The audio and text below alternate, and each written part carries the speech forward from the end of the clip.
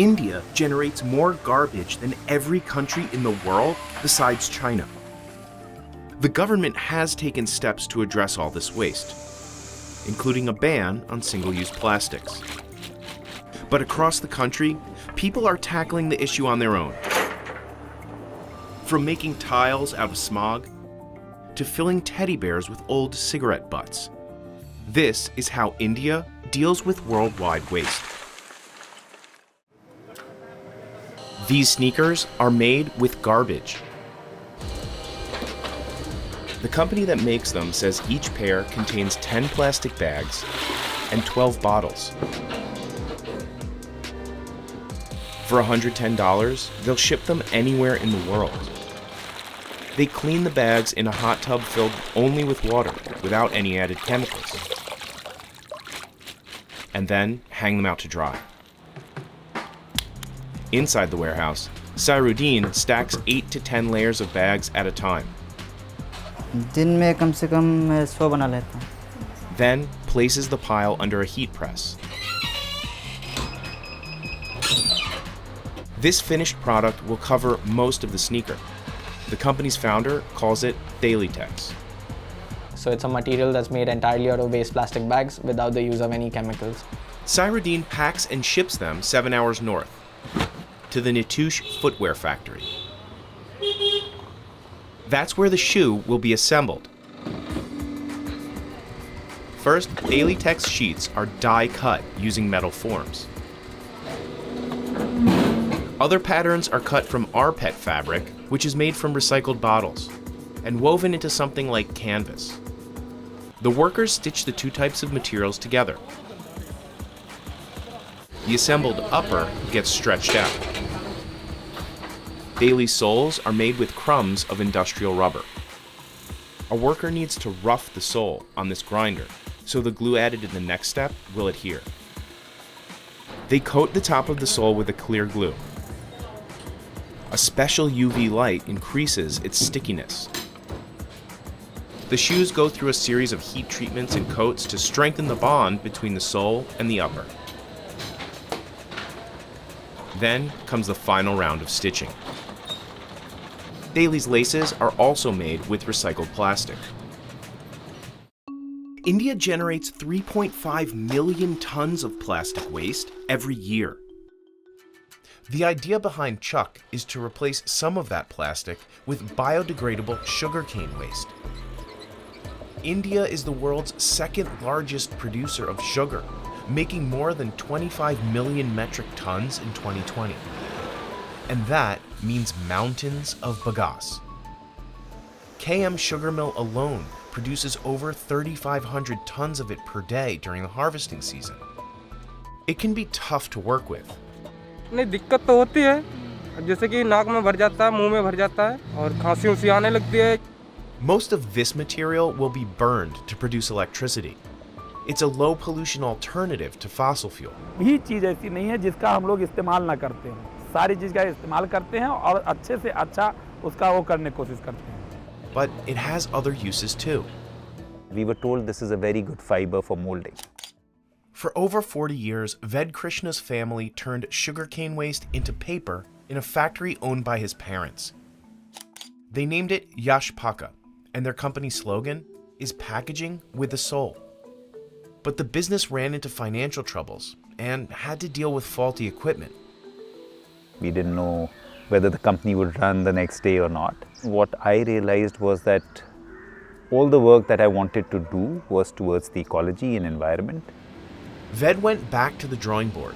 He spent years experimenting with new ways to use bagasse. Eventually we realized that we have sugarcane pulp and that can be molded into different products which can actually be used as placement for these styrofoam products. And by 2017, the company was producing tableware products under a new brand, Chuck. Chuck was really good because, of course, it was about disposable. You can chuck it. It was also good with chuck, which is taste in Hindi. Ved set up shop near sugar plantations and mills to keep costs and the carbon footprint low. Around 100 truckloads of bagasse arrive at the Chuck factory every day during peak harvest season. It can take 2 hours to unload each truck. If the material dries out, the fiber loses strength, so we have to keep it in wet piles. Workers then remove a layer of the tiniest fibers before washing and pressure cooking it. Same concept as you cook dal in your home, the same way you cook bagasse. You use a certain alkaline product to be able to remove the stickies. You know, if you think of a sugary product, it's a little sticky. The alkaline solution helps make it moldable. Workers wash the sludge again to remove any residual chemicals. Then they distribute it into different machines and molds that press it into shape, squeezing out all the water. Other companies bleach their products, but Chuck decided against it. We were told in the market, Indians don't like to eat in brown, it has to be white. But I said, no, if we are true to our basic idea that we want to be more ecologically sustainable, then we have to stay with lesser and lesser chemicals. Chuck also sources a starch-based compostable packaging for its products, instead of virgin plastic. We, of course, realize that our whole ecosystem, DNA, world revolves around the idea of leaving the earth cleaner. So if that is the case and we package in plastic, then we've defeated the purpose. Workers like Shilwadi check the finished products for quality before counting and packaging. इसमें high breathing है, लो breathing है, cracking है, moisture है, fibre missing है, तो इस light के सामने दिखाई देता है. The Chuck factory can crank out 1 million individual items in a day. Increasingly, waste ends up in India's largest rivers, considered sacred by Hindus. Every day, millions of worshippers offer flowers to their gods. Now, one company turns that flower waste into incense sticks. It all starts in bustling wholesale markets like the one in Shivalaya. Merchants pick up the flowers that they'll sell outside Hindu temples.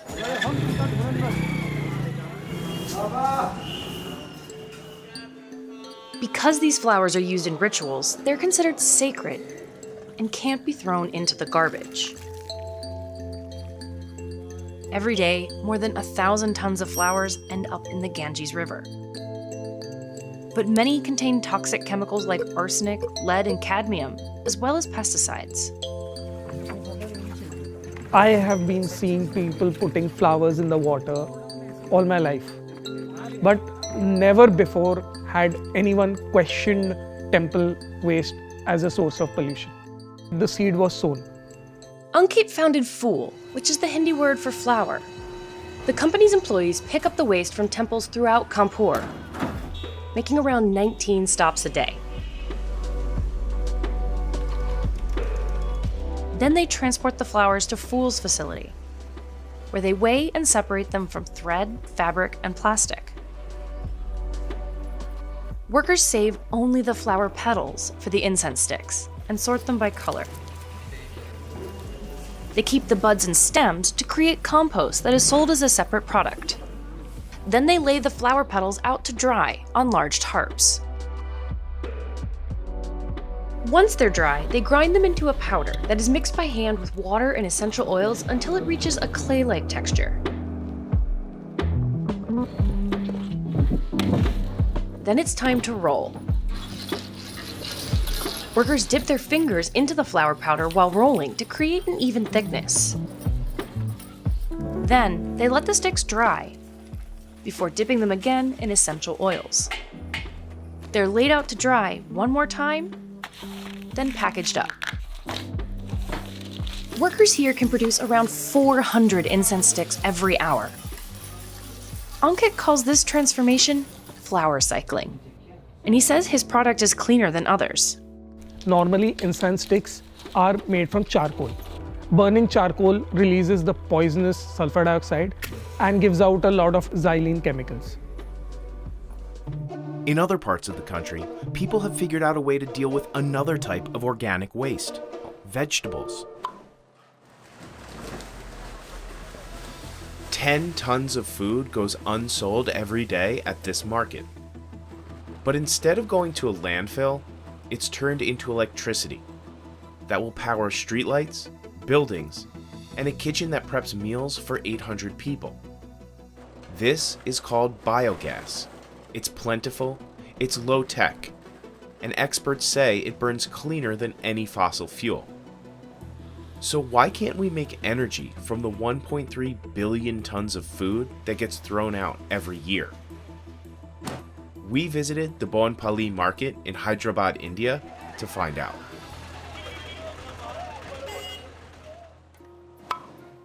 The first step is to chop up larger vegetables and load them onto a conveyor belt. Some of the vegetables are spoiled. Others are thrown away because it costs farmers too much to transport them back home.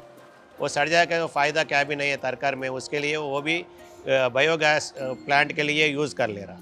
The conveyor belt carries the material to a shredder, which further breaks down the food into smaller, more uniform particles. In a single day, it handles the same amount of vegetables that 150 Indians eat in a year. A grinder crushes the mixture into pulp, which is pumped through underground tanks and into 2 digesters. So anaerobic digesters basically have bacteria which operate in the absence of oxygen, or anaerobic bacteria, and they actually eat essentially the food waste that we are putting in there and give out methane and carbon dioxide. Any organic materials emit these planet-warming gases as they decompose. But the massive amount of food waste makes landfills the 3rd largest source of human-caused methane emissions, just behind fossil fuels and agriculture. Burning biogas to make electricity is a way to harvest those gases before they enter the atmosphere. At Bonpali, the fuel can be stored locally in 4 huge balloons until it's ready to use. And it goes all the way to the kitchen, which is about roughly 400-500 meters away from here. It's enough power to run a canteen kitchen that serves roughly 800 meals per day. In overcrowded cities like Delhi, plumbing constantly breaks. This man is diving into a sewer filled with toxic waste to unclog pipes. It's one of the deadliest jobs in all of South Asia. In India, Parmeshwar Kumar has been doing this job for 36 years. This kind of work is technically illegal here, but many say they have no other option. Sir अंदर उतरते हैं तो बुरा सा तो लगता ही है कि यार क्या ज़िंदगी हो गई नरक में उतर के सर दे करके मतलब काम कमाना खाना पड़ रहा है. Every day starts the same way for Parmeshwar. He gets ready for work and prays to the gods. मैं घर से सुबह निकलता हूँ ना तो मेरे घर में मेरे बच्चों को पता नहीं है कि मैं घर में घुसूंगा या नहीं घुसूंगा. He gathers his tools and heads out for the day. He already has a list of customers who need his services.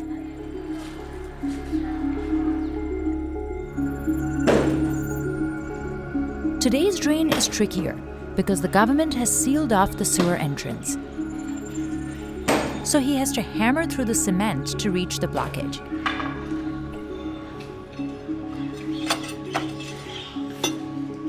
If he can't reach it with the bamboo stick or metal rod, he has to climb down himself.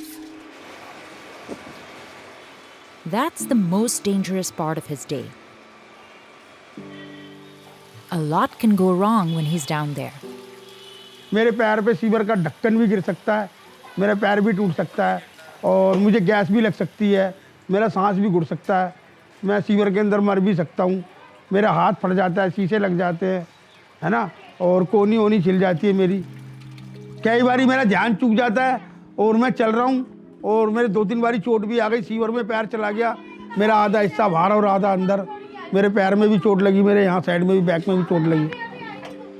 It takes Parmeshwar about 2 hours to fix a clogged sewer. Plastic bags, hair, and anything else that's thrown down the drains can get stuck in the pipes. More than 5,000 miles of sewer lines stretch across the capital and surrounding areas. They're poorly maintained and falling apart. Because it's so dangerous, the Indian government banned this kind of work in 2013. But it's still happening today. हमारे पड़ोस के कई लोग मर गए sewer के अंदर sewer वालों में काम करते थे वो. Research has shown that 80% of Indian sewage workers die before the age of 60 because of health problems. One time, Parmeshwar thought he would be next. He got stuck inside of a clogged pipe. वो भगवान का शुक्र रहा कि वो नज़दीक में plumber की दुकान थी, उन्होंने जल्दी से छेनी हथौड़े से वो पाइप को काट करके वो मलबा निकाला, तब मेरा हाथ बाहर आया। Parmeshwar's skin is also fully exposed. He doesn't wear much to protect himself because he can't afford it. कभी कोई बिच्छू काट जाए, कभी कोई कान खजूरा काट जाए। And he's gotten hurt at work. ये मेरे दांत टूटे पड़े, मैं पाइप एकदम से छूट करके हाथ से और मेरे मुंह पे आके लगा, और मैं कई महीने खाना खाने से भी परेशान रहा। He used to work for the government, but it didn't pay well. So nowadays, he relies on referrals. Area के अंदर जहाँ मैं घूमता हूँ मेरा नंबर बटा हुआ है, और लगता है कि उनको कि यार उस बंदे को बुलाना चाहिए, तो वो मुझे फ़ोन कर देते हैं, तो इस तरीके से मेरी दाल रोटी चल जाती है। He gets about 5 jobs a month, bringing in 12,000 rupees. That's about $150. नहीं, मेरी मेहनत के हिसाब से जो मेरी मेहनत है, मेरे नज़रिए में वो पैसे मिलते नहीं हैं, लेकिन मजबूरी है, करना पड़ता है। But sewer workers may not have the dirtiest job in India.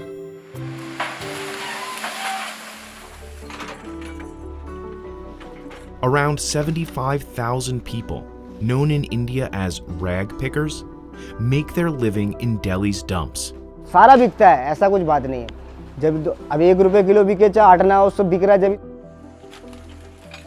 देखो जी, मेन तो हमारा स्क्रैप का काम है, प्लास्टिक का भी है, मतलब रद्दी का भी है, हर चीज़ का है, लेकिन अपना मटेरियल अलग अलग करके जब बेचता हूँ। The average rag picker earns 200 to 300 rupees a day, about $3 to $4, with plastic and metal being the most valuable items collected. Even when they're not on fire, the landfills pose major health risks. हाँ, मक्खियाँ भी हैं, मक्खियों की से भी दिक्कत है। सुबह क्या, शाम क्या, दोपहर क्या, हर टाइम मक्खी रहती हैं। देख भी रहोगे आप लोग यहाँ पे, इससे भी दिक्कत है। अब ये क्या, ये मक्खी गंदगी तो है ही है, गंदगी की वजह से ही खाने वाने पे बैठती है, तो उससे भी दिक्कत ही है हम लोगों को। ये तो सब चीज़ से दिक्कत है यहाँ पे। Dr. Jivasau has been treating patients who work at the Balswell landfill for over 20 years. Daily कमाते हैं, डेली खाते हैं, मजबूरी है। जो बहुत लेबर क्लास के लोग ऐसे ऐसे 10 दिन महीना दिन कमाया खाया, और जो कुछ बचता है लेकर के गांव भाग जाते, गांव देहात चले जाते। Balswa doesn't have a proper drainage system, so runoff from the landfill makes its way into the groundwater. पानी यहाँ बहुत ही बेकार आता है, दिल्ली गवर्नमेंट के भी पानी बेकार आती है, और ऑलरेडी यहाँ तो ज़मीन के जो पानी है लोग ले ही नहीं पाते, कारण ज़मीन के पानी इतनी कड़वी और इतनी जहर है, तो ज़मीन के पानी तो लोग इस्तेमाल नहीं करते हैं। Scientists use the Air Quality Index, or AQI, to measure air pollution, and India has one of the worst measures in the world. One study said air pollution led to more than 1.6 million premature deaths in 2019. Then there's the odor.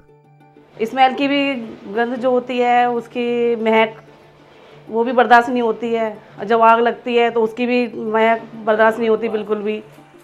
Not to mention the everyday dangers of rag picking. हर तरीके की परेशानी, कहाँ तक परेशानी बताएं आपको। ये देखो, और दिखाऊँ आपको, पैरों में देख लो, ये देखो। डर तो हमेशा, आपको पता ही है कि डर हमेशा इंसान को रहती है। India has some of the most unhealthy air in the world. So how did India's air quality get so bad? It starts at home, where many cook with wood and dung. Both create a lot of smoke. And then there's traffic. The number of vehicles on the road has more than quadrupled since 2003. Pollution is worst at the onset of winter. That's when farmers burn agricultural waste. Diseases triggered by air pollution kill over 1 million people in India every year. That's 10 to 20 times higher than the rate in the United States. The good news is that black carbon is short-lived. It only stays in the air for a few weeks. It's not like carbon dioxide, an invisible gas that can warm the atmosphere for centuries. The problem is that people in India burn so much stuff, the air never has time to clear. So preventing black carbon from getting up there in the first place could make a difference. That's the big idea for Tejas Sidnal, an architect and the inventor of carbon tiles. This carbon is what is in your lungs and my lungs right now. I'll show you around how our office looks like and what we do. He launched Carbon Craft Design in 2020 to create marketable products that upcycle waste. Tejas sources most of the carbon from companies that would otherwise release it into the atmosphere.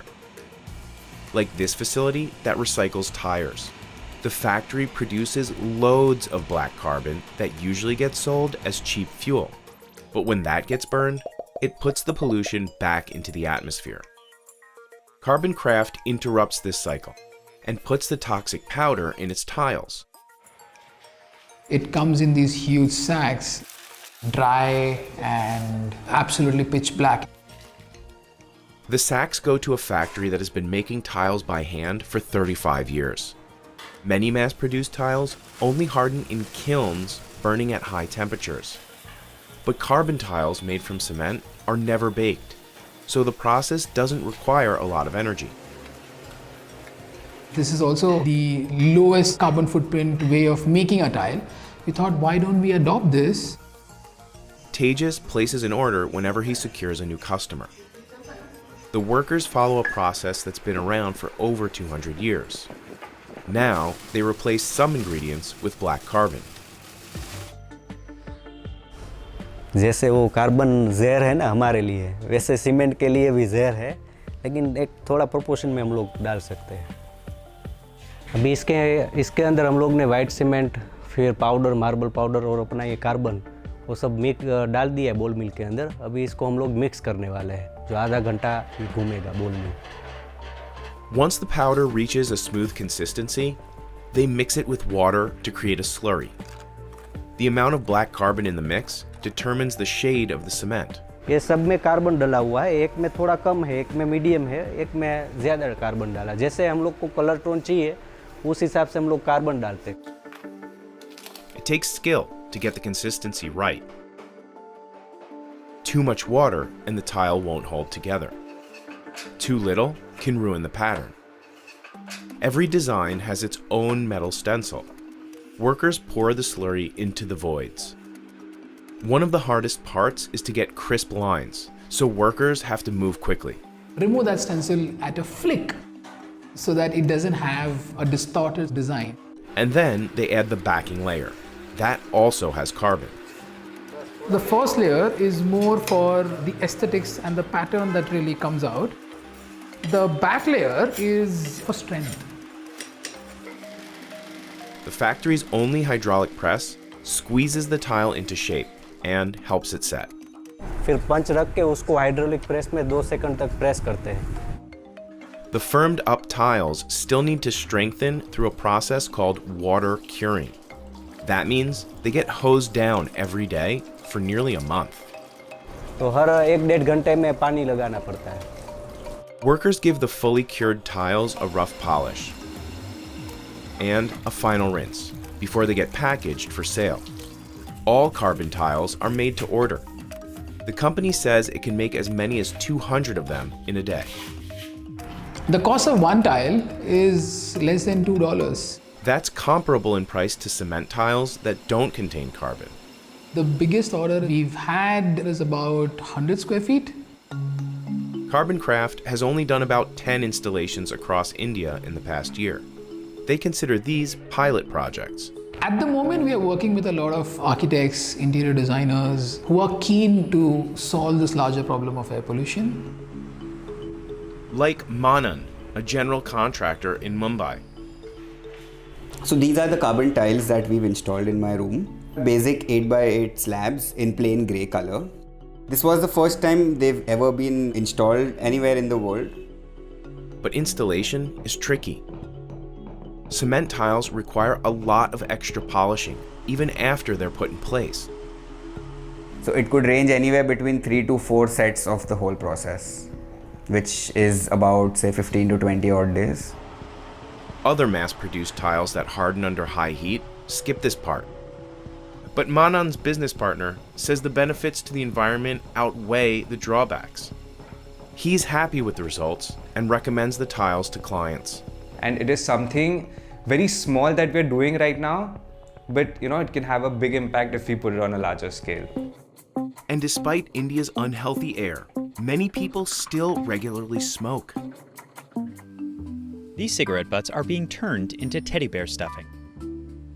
Every year, people toss the ends of 4.5 trillion cigarettes. They often think the filters are just biodegradable cotton, no big deal. But what they actually are is a small hunk of plastic infused with formaldehyde, nicotine, and tons of other chemicals. Now, one company has figured out a way to stuff used butts into, well, toys. It also makes cushions and mosquito repellent. Could this model hold the solution for literally the most littered thing on Earth? And even if it's getting butts off of the streets and out of the waterways, how safe is it? We went to a city called Noida, in northern India, to find out. Workers here screen almost 7 million cigarette butts with a metal detector every month. The super scanner is used to detect if the material has any metal items or anything that is illegal or that can harm our team members. A network of hundreds of people collect butts off the streets of Noida. A company called Code Effort pays them about 300 rupees per kilo. That's just over $4. Code Effort delivers the waste to the homes of contractors, where they pull apart the filters, paper, and tobacco. They hand off the tobacco to nearby farms to be composted. The paper gets dumped into this industrial grinder and treated with an organic binder.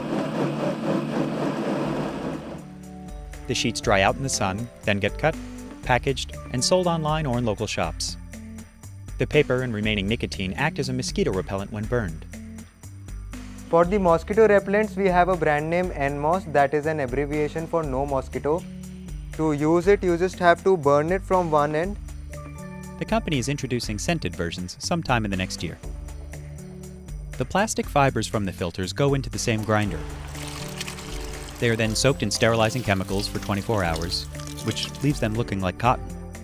The chemical mixture is a company secret, but the processes involved in recycling the butts have been independently certified as safe.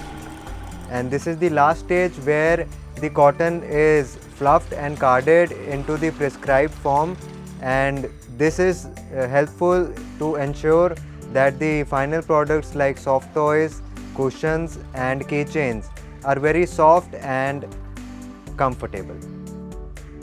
All these products are sold online and offline through various mediums.